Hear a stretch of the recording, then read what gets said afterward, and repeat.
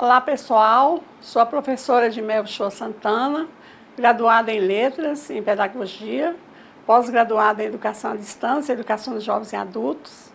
É com imenso prazer que estou participando da oferta desse curso de pós-graduação como professora formadora, pois tenho bastante intimidade com essa área de ensino, atuando durante muito tempo na coordenação da Educação de Jovens e Adultos e Educação Profissional.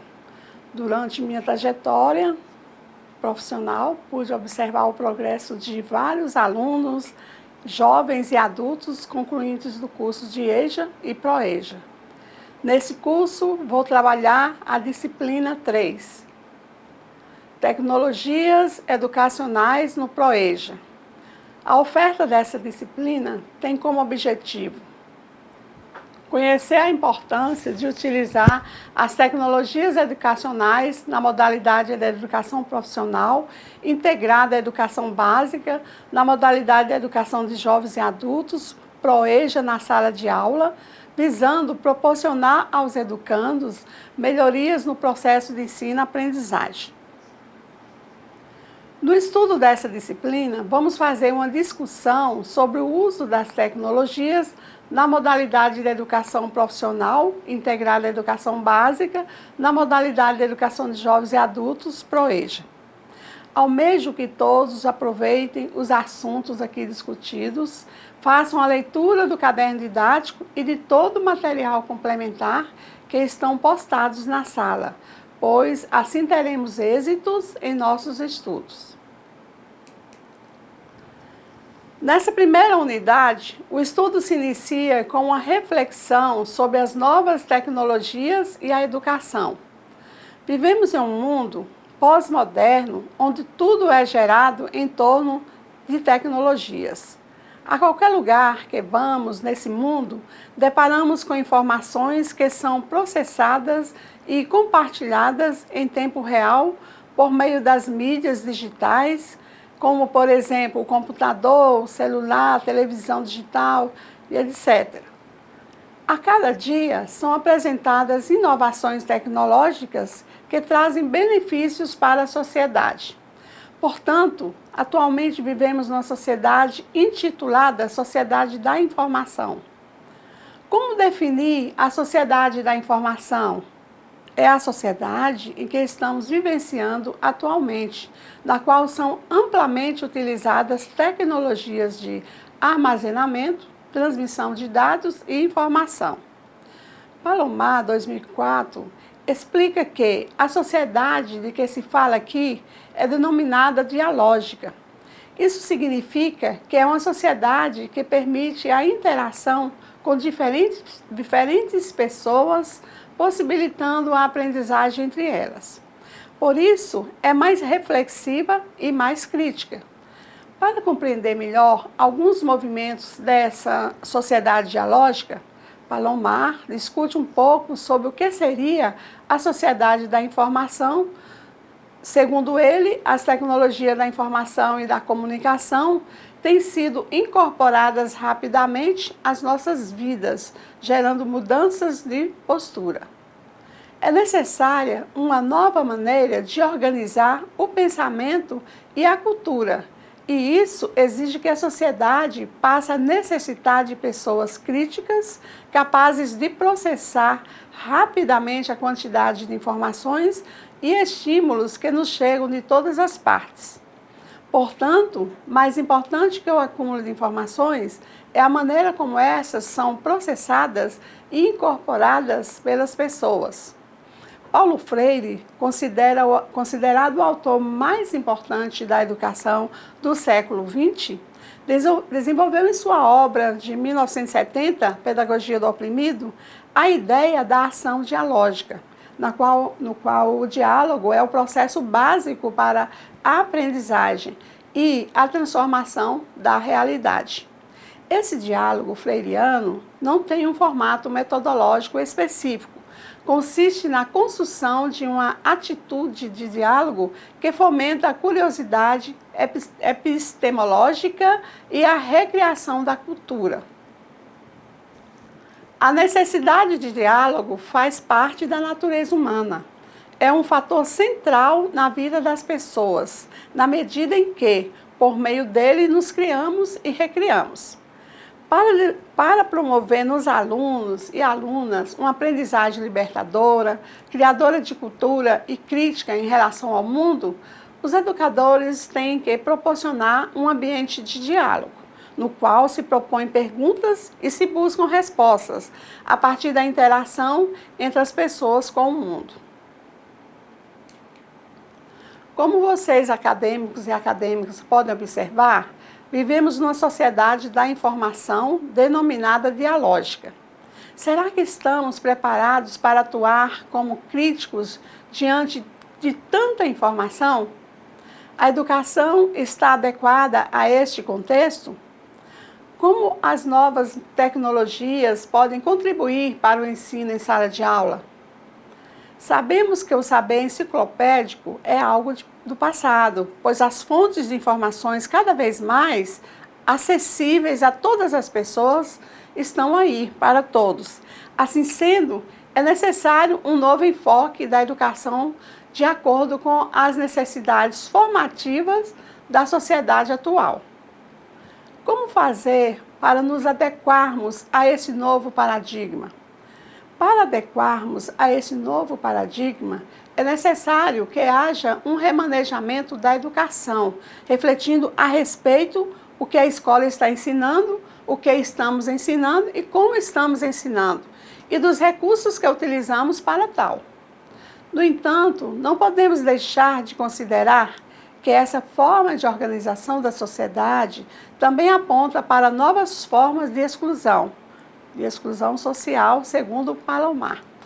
Diferentemente da sociedade industrial, que excluía pela diferente acumulação do capital e da posse dos meios de produção, as tecnologias da informação e de comunicação excluem a partir do momento que não permite que todos tenham as mesmas oportunidades de utilizar os recursos disponíveis. As pessoas que têm a capacidade e sabem desenvolver-se com os meios tecnológicos têm muito mais oportunidades, já que são essas capacidades que são demandadas pelo mercado de trabalho e também são importantes para o desenvolvimento da vida de cada pessoa. A inclusão social e a possibilidade de promoção social são condicionadas à aprendizagem dessas habilidades e ao domínio desses meios. É exatamente essa última afirmação que nos motiva a defender a inclusão das tecnologias no ProEja. Pensando em contribuir tanto com a aprendizagem de conteúdos específicos das diversas formações profissionais, quanto com uma melhor preparação para que os estudantes jovens e adultos possam romper barreiras estabelecidas por uma sociedade ainda muito excludente. Portanto, saber utilizar a informática e estar inserido no mundo digital tornou-se tão importante quanto saber ler e escrever, visto que o indivíduo, sem esses saberes, está, de certa forma, condenado a serviços pouco remunerados. Vale ressaltar a importância do correio eletrônico, que está presente em muitas profissões, mesmo as que não exploram ou dependem da tecnologia. Para prosseguirmos com nossa discussão, penso ser pertinente definirmos aqui o que denominamos tecnologia. Segundo a enciclopédia eletrônica Wikipédia, tecnologia vem do grego e significa, é um termo que envolve o conhecimento técnico e científico e as ferramentas, processos e materiais criados e ou utilizados a partir de tal conhecimento. A mesma enciclopédia complementa dizendo que é um termo que inclui desde as ferramentas e processos simples, tais como uma colher de madeira e a fermentação da uva, até as ferramentas e processos mais complexos já criados pelo ser humano, tal como a Estação Espacial Internacional e a dessalinização da água do mar. Dessa maneira, ao nos referirmos à educação, poderíamos considerar a tecnologia desde o quadro de giz até o computador, passando pelos processos de ensino e aprendizagem desenvolvidos ao longo dos tempos. A história mostra que o uso da tecnologia da informação na educação pública brasileira teve seu princípio no final da década de 1980, através do curso denominado TV na Escola e os Desafios de Hoje, oferecido a professores pela Secretaria da Educação à Distância do MEC. Sabemos que as tecnologias estão presentes em nosso cotidiano, não apenas em forma de suporte, mas de cultura. De fato, as tecnologias ampliam nossa visão de mundo, modificam as linguagens e propõem novos padrões éticos e nova maneira de apresentar a realidade. Consequentemente, a escola, seus dirigentes e professores compreendem seu papel nos processos de ensino-aprendizagem.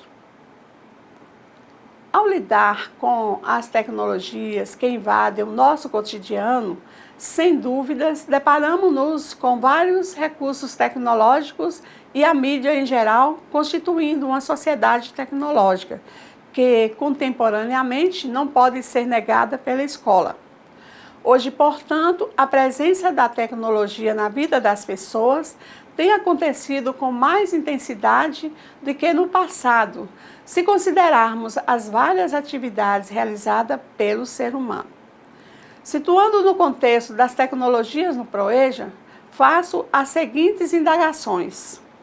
Como as tecnologias podem contribuir com a aprendizagem de estudantes jovens e adultos? Como podemos contribuir para que estudantes jovens e adultos aprendam a utilizar a tecnologia? Como a tecnologia pode contribuir com o processo de integração curricular no ProEja? Iniciamos as respostas a esses questionamentos focando nossa discussão no tema aprendizagem, considerando que o assunto está contido em todas as questões apresentadas. Partimos de uma perspectiva de que o conhecimento, em qualquer nível, é construído pelo próprio sujeito com intensa interação como meio em que ela está inserida. Consideramos por meio não somente o ambiente escolar, mas também os diversos espaços de convivência social, sobretudo o mundo do trabalho. Ao longo da história, as concepções sobre como se aprende evoluíram, sempre vinculadas ao contexto social em que surgiram e são implantadas. As mudanças derivadas da passagem da sociedade industrial para a sociedade da informação, com a possibilidade de acesso rápido e econômico a novas fontes de informação, transformaram os contextos em que as pessoas aprendem e influenciaram instituições e diferentes âmbitos da sociedade. Na sociedade da informação, a aprendizagem depende cada vez mais da correlação das interações com as pessoas que elas têm com outras pessoas do seu entorno e na multiplicidade de espaços de aprendizagem e desenvolvimento. Nessa perspectiva, o diálogo e a interação são vistos como ferramentas essenciais para a construção de novos conhecimentos.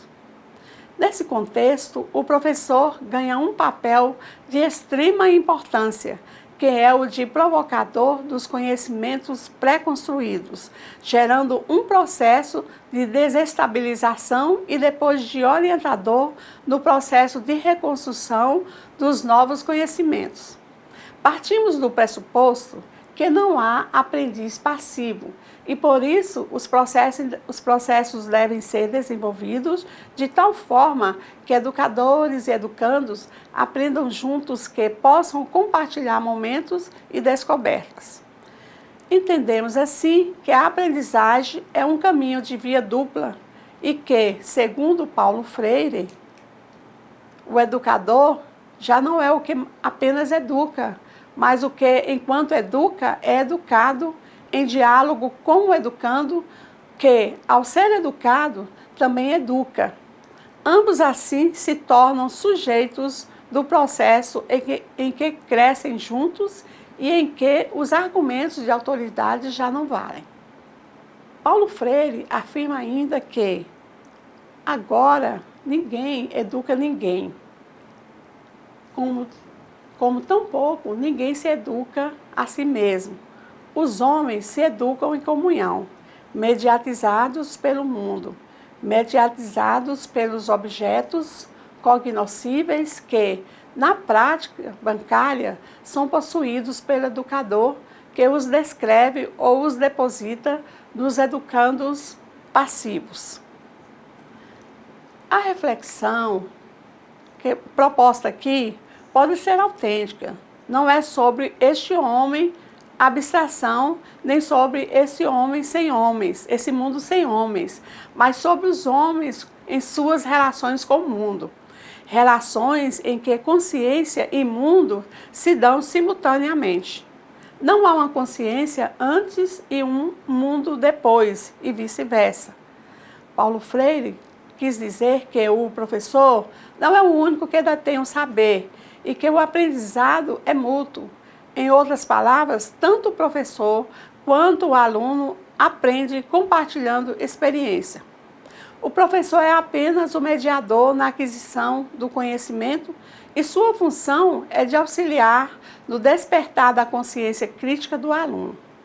A educação não é um ato isolado e ela se concretiza na união do professor com os alunos e a experiência que esses estudantes trazem de suas realidades. Além disso, focamos o processo educacional nas relações que se constituem através do trabalho, colocando em evidência a dimensão do trabalho como princípio educativo. Ao pensarmos assim, estamos nos focando no trabalho em seu sentido ontológico, compreendendo o trabalho como a essência do ser humano e que, dessa forma, pode ser utilizado como início, meio e fim do processo educacional. Retornemos então àquele primeiro questionamento. Como as tecnologias podem contribuir com a aprendizagem de estudantes jovens e adultos? Segundo as autoras Gravina e Santa Rosa,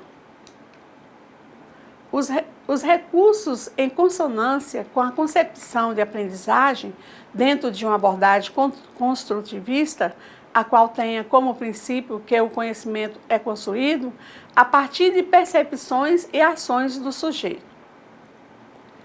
Essas mesmas autoras afirmam que não são de interesse as ferramentas que guardam características de métodos de ensino que privilegiam simplesmente a transmissão de conhecimento e em que a medida de aquisição desse conhecimento é dada pela habilidade do aluno em memorizá-lo e reproduzi-lo, sem que se evidencie um verdadeiro entendimento.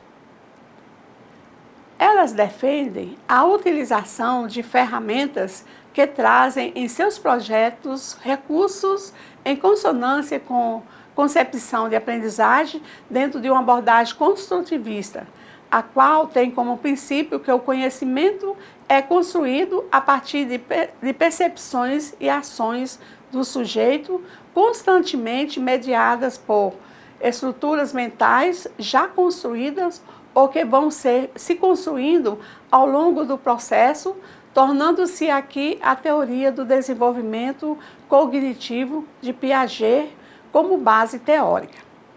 Essa teoria mostra que toda aprendizagem depende fundamentalmente de ações coordenadas do sujeito, quer sejam de caráter concreto ou caráter abstrato.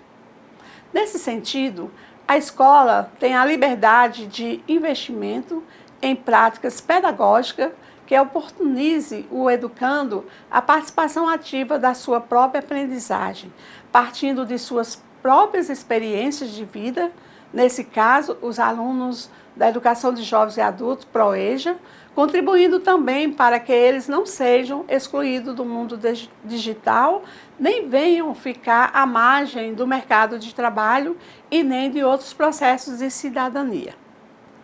Os ambientes informatizados para auxiliar o ensino e aprendizagem devem despertar a independência e a autonomia.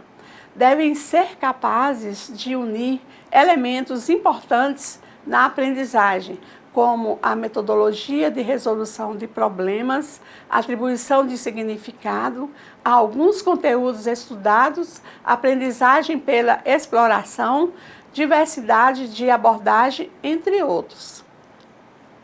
Reportando ao questionamento como podemos contribuir para que estudantes jovens e adultos aprendam a utilizar a tecnologia. Essa questão diz respeito à contribuição da escola para a incorporação do computador à realidade dos estudantes jovens e adultos. Nós sabemos que as tecnologias de informação e comunicação têm sido incorporadas rapidamente em nossas vidas.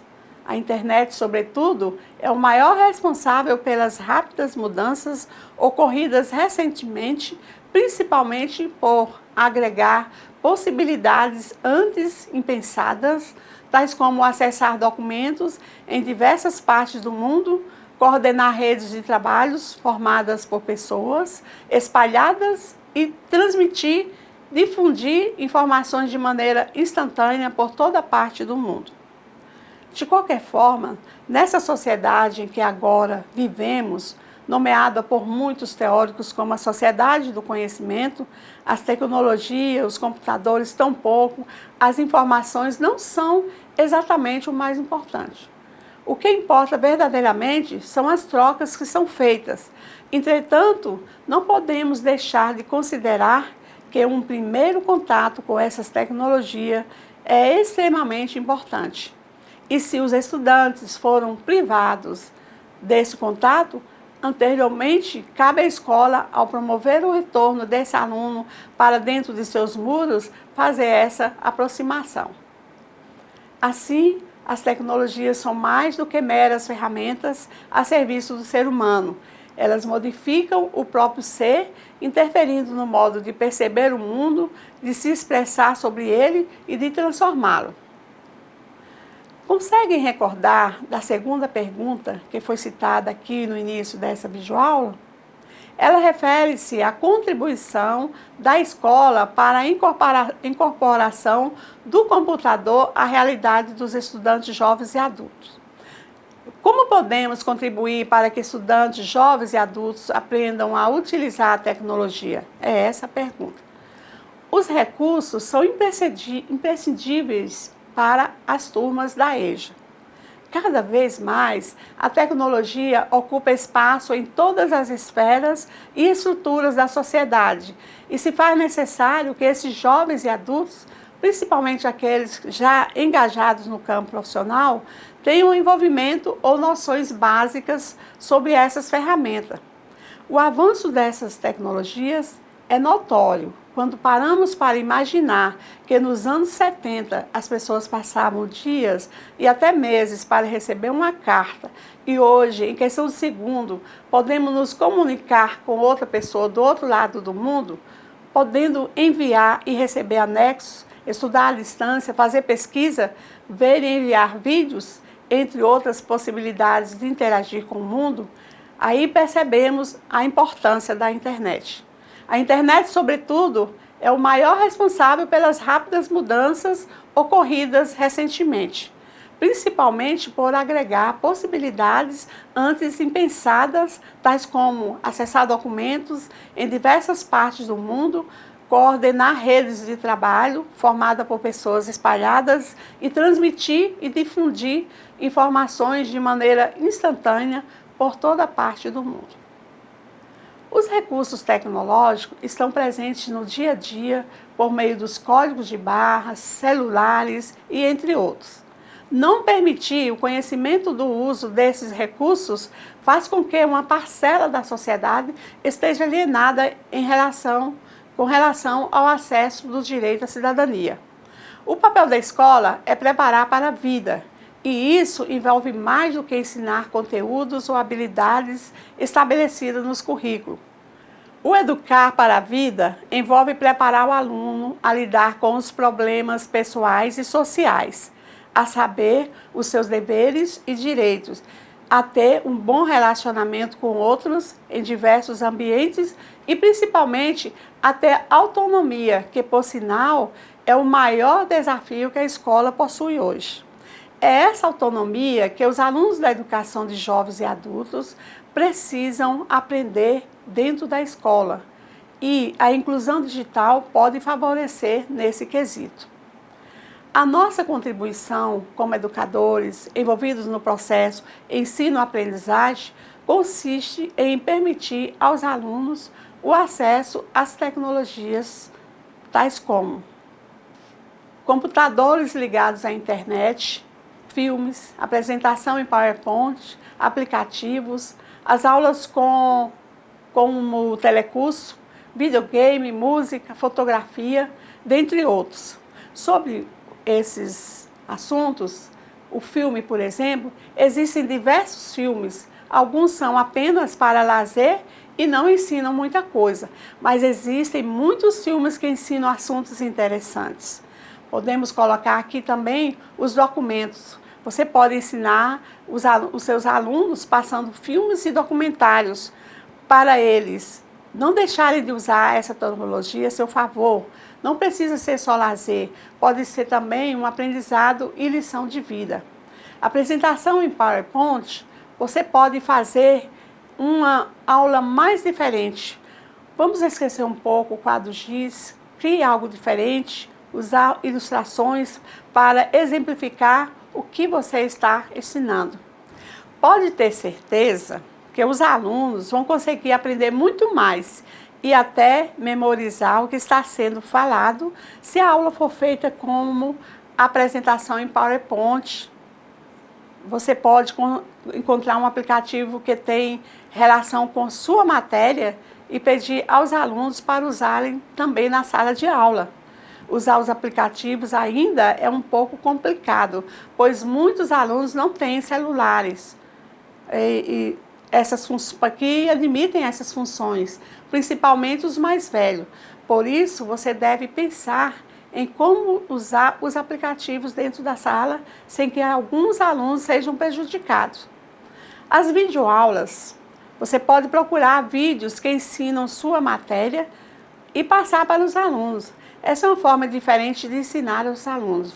Vai prender a atenção deles e ainda é uma das ideias para usar a tecnologia na sala de aula, além de ser super simples. Os videogames, esse já é mais diferente e o ideal nesse caso é dividir a turma para não ficar com muitos alunos. Você pode encontrar um jogo de videogame, não só divertido, mas que ensina também. Quem sabe você não encontra jogos relacionados à matemática, que é a matéria que você ensina, você pode até premiar os alunos que se saírem melhor. O computador, já falamos da internet e das redes sociais, e para usar os dois, você precisa do computador ou um tablet. Mas o computador pode ser usado de outras formas na sala de aula. Você não precisa estar conectado à internet. Pode usar programas que vão ajudar na aprendizagem. Se é professor de português, pode colocar os alunos para fazer texto no Word, por exemplo, ou pedir para fazer uma apresentação de PowerPoint para apresentar em sala de aula. A música também é uma ótima forma de ensinar, principalmente outros idiomas, como inglês e espanhol. Se você é professor dessa matéria, na escola, não deixe de usar a música. Nesse caso, você pode usar um som, um MP3 ou qualquer outra coisa que toque música. A fotografia. Nesse caso, você vai usar a câmera fotográfica. É possível usar a câmera em diversas matérias. É só usar a imaginação.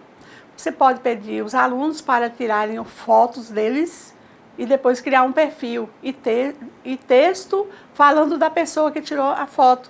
Pode usar como um trabalho de geografia, artes e outros. Na nossa cultura, assistir à televisão é perda de tempo. Ver televisão é uma atividade para quando não temos nada mais importante a fazer. Dessa mesma forma, também tem sido o uso do vídeo na escola.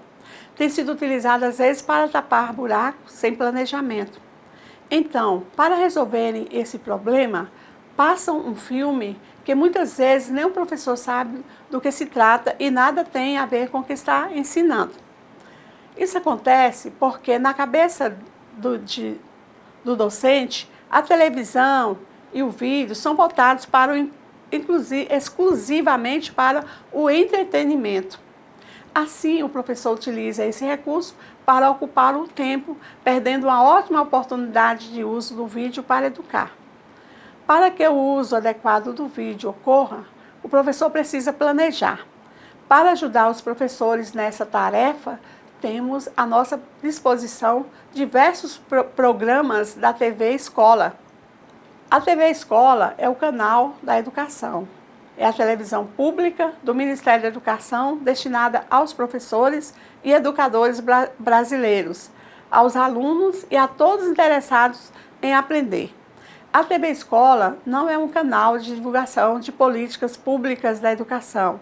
Ela é uma política pública em si, com o objetivo de subsidiar a escola e não de substituí-la. E, em hipótese alguma, substitui também o professor. A TV Escola não vai dar aula, ela é uma ferramenta pedagógica disponível ao professor, seja para complementar a sua própria formação, seja para ser utilizada em suas práticas de ensino. Para todos que não são professores, a TV Escola é um canal para quem se interessa e se preocupa com a educação ou simplesmente quer aprender. O que não podemos deixar de considerar que um primeiro contato com essas tecnologias é extremamente importante. E se os estudantes foram privados desse contato anteriormente, como no caso dos matriculados no ProEja, onde a clientela interromperam os estudos e regressam agora com a defasagem de idade e ano de escolaridade, cabe à escola, ao promover o retorno desse estudante para dentro dos seus muros, fazer essa aproximação, como já dissemos aqui. Para isso, a escola deve ter um planejamento claro sobre a finalidade do uso dos recursos tecnológicos. Inclusive, esses devem ser incluídos no projeto político-pedagógico, ou seja, na proposta pedagógica, para que os laboratórios de informática e outros recursos possam ser utilizados pelos alunos de todos os níveis de idade na promoção de uma educação democrática e inclusiva. A terceira questão diz respeito ao papel da tecnologia na contribuição para a integração curricular no ProEja. O que isso significa? Para entendermos melhor essa questão, é necessário citar aqui o documento base do ProEja, elaborado pela Secretaria de Educação Profissional e Tecnológica, CETEC.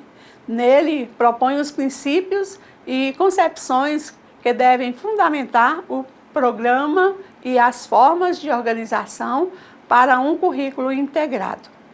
Uma das finalidades anunciadas para o projeto político-pedagógico do Programa da Educação Profissional integrada ao ensino médio na modalidade de jovens e adultos seria ainda a de tentar romper com a dualidade entre ensino científico e ensino técnico.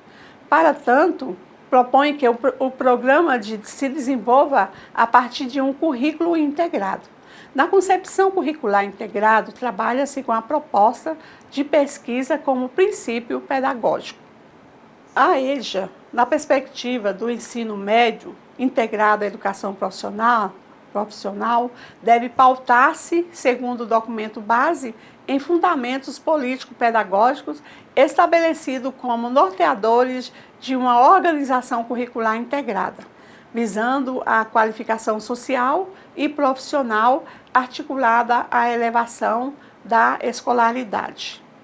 Então, como a tecnologia pode contribuir para essa integração curricular?